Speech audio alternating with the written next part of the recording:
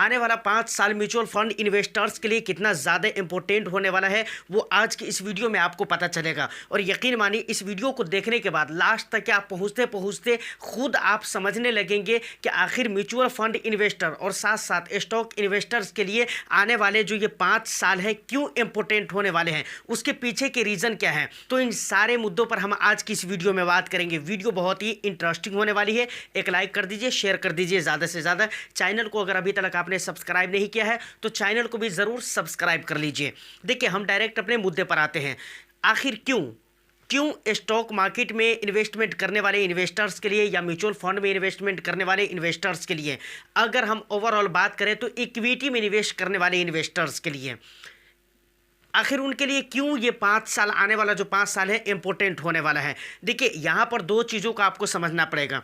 सबसे पहली चीज़ आपको क्या समझना पड़ेगा, सबसे पहली चीज़ तो आपको ये समझना पड़ेगा कि इंडियन स्टॉक मार्केट या इंडियन इकोनॉमी ये ग्रोइंग इकोनॉमी है। समझ रहे हैं कि नहीं? इंडियन इकोनॉमी ये कौन सी इकोनॉमी है? ग्रोइंग इकोनॉमी है भाई। और इस बात से आप मेरे ख्याल से इनकार नहीं कर सकते हैं, क्योंकि इस बात को बहुत सारे लोग जानते हैं और जो लोग नहीं समझ रहे हैं या फिर जिनको यकीन नहीं है वो अभी आपको इस वीडियो में पता चल जाएगा। अब ये आपको कैसे पता और इन चीज़ों को हम कैसे डिफाइन कर सकते हैं कि आखिर इंडियन इकोनॉमी ग्रोइंग इकोनॉमी है।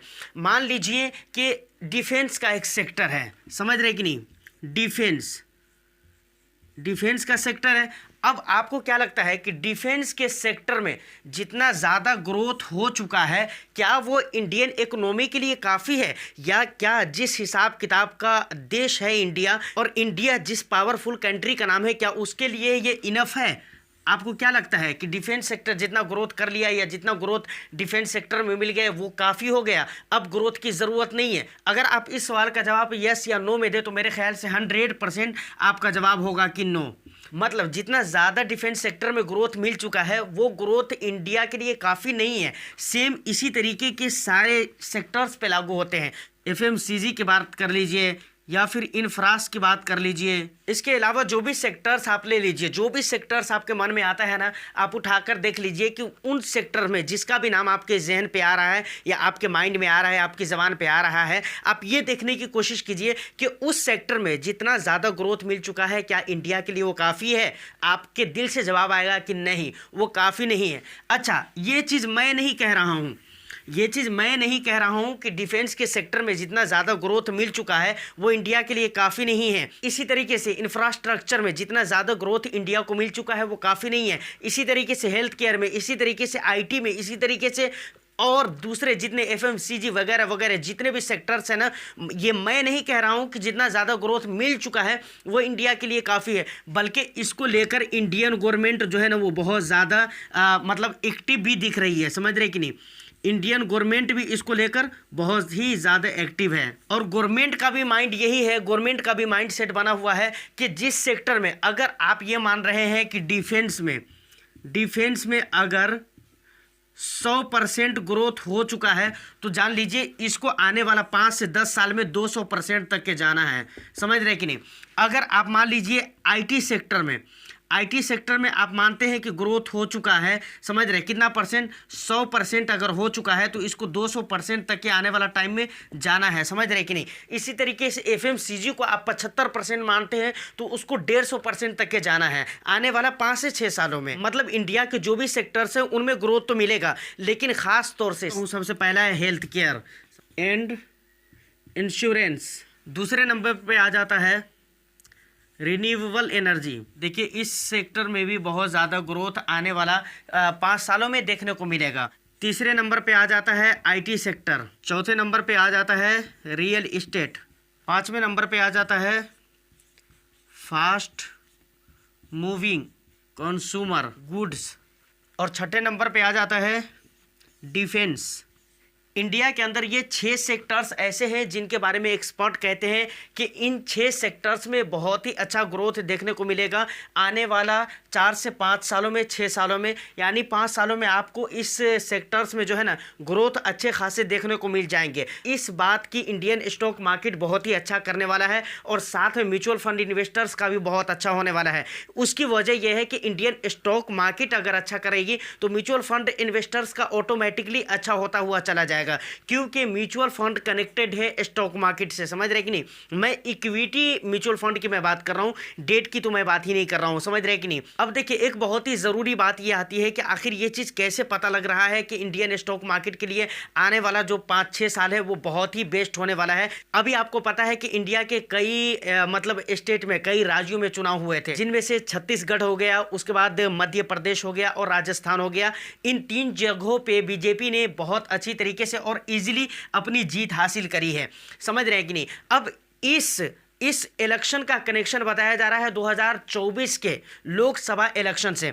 और आपको पता है, इससे पहले भी मैंने इस बात को 2 वीडियो में किया है कि भाई स्टॉक मार्केट के लिए एग्जिस्टिंग सरकार का आ जाना ये बहुत ही बेटर है। फॉर एग्जाम्पल, आप मान लीजिए कि 10 साल से बीजेपी काम कर रही है अपने मतलब अपने नियम के अनुसार, या फिर स्टॉक मार्केट के लिए, इंडियन इकोनॉमी के लिए जो भी रूल्स वगैरह बना रहे हैं उस पर बीजेपी काम कर रही है। समझ रहे कि नहीं? अब 10 साल से बीजेपी गवर्नमेंट में है, सरकार में है।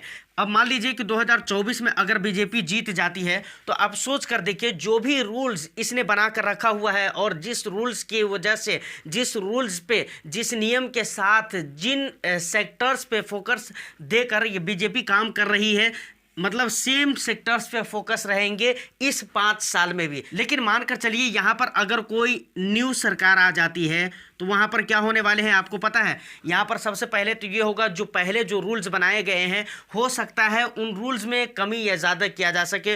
कुछ रूल्स ऐसे होंगे जिसको बिल्कुल ही रिजेक्ट कर दिए जाएंगे, कुछ रूल्स होंगे जिनको फॉलो करने में डिले हो जाएगा। उसके बाद कुछ रूल्स नए बनेंगे, नई सरकार आएगी तो कुछ रूल्स ऐसे होंगे जो नए बनेंगे। अब ये सारे नए रूल्स जो बनेंगे उसको इम्प्लीमेंट करने में थोड़ा डिले होगा, थोड़ा टाइम भी लग सकता है। कुछ रूल्स ऐसे होंगे जिनमें बहुत ज़्यादा टाइम लग सकते हैं। समझ रहे कि नहीं? तो यहाँ पर क्या होगा, इंडियन स्टॉक मार्केट में बहुत अच्छा रिजल्ट देखने को नहीं मिलेगा। लेकिन अगर सेम सरकार आ जाती है तो यहाँ पर जो रिजल्ट होंगे ना 100% अच्छे रिजल्ट आएंगे। इस बात को आप याद रखिए, क्योंकि आप इस बात को समझिए कि चुनाव से आखिर बाजार को क्या चाहिए? बाजार को चुनाव से क्या चाहिए भाई? बाजार को चुनाव से एक ही चीज़ चाहिए। वो क्या है आपको पता है? Political stability. यही चीज़ तो चाहिए बाजार को ना। और सोच कर देखिए, अगर बीजेपी की सरकार हो जाती है तो पॉलिटिकल स्टेबिलिटी तो वैसे भी मिल जा रही है बाजार को। और जैसा कि मैंने अभी आपको कहा है कि देखिए 3 जगहों पे बीजेपी जीत गई है और आने वाला जो लोकसभा का यकीन मानिए कि उसमें भी ज़्यादा चांसेस बन रहे हैं कि बीजेपी जीत जाएगी। और ये बातें एफआईआई को भी समझ में आने लगी है। समझ रहे कि नहीं? एफआईआई को, फॉरेन इंस्टीट्यूशनल इन्वेस्टर्स को भी ये बातें समझ में आने लगी है। तो ये चीज़ें सारे लोगों को समझ में आ रही है कि फिर से जो सरकार होने वाली है वो बीजेपी की ही होने वाली है। तो ये एक अच्छा सिग्नल दिख रहा है मार्केट के लिए। समझ रहे कि नहीं? तो अगर आप म्यूचुअल फंड में निवेश कर रहे हैं या फिर स्टॉक में निवेश कर रहे हैं आने वाले 5 साल 10 साल के लिए, तो यकीन मानिए ये दिन आपके लिए मेरे ख्याल से बहुत ही अच्छे होने वाले हैं। तो फाइनली आज की इस वीडियो में इतना ही। उम्मीद करता हूँ कि वीडियो आपको अच्छी लगी हो। वीडियो अगर अच्छी लगी हो तो एक लाइक कर दीजिए, शेयर कर दीजिए। चैनल को अगर अभी तक सब्सक्राइब नहीं किया है तो चैनल को भी ज़रूर सब्सक्राइब कर लीजिए। फिर मैं मिलता हूँ किसी नेक्स्ट वीडियो में। जब तक के लिए all the best. Thank you for watching.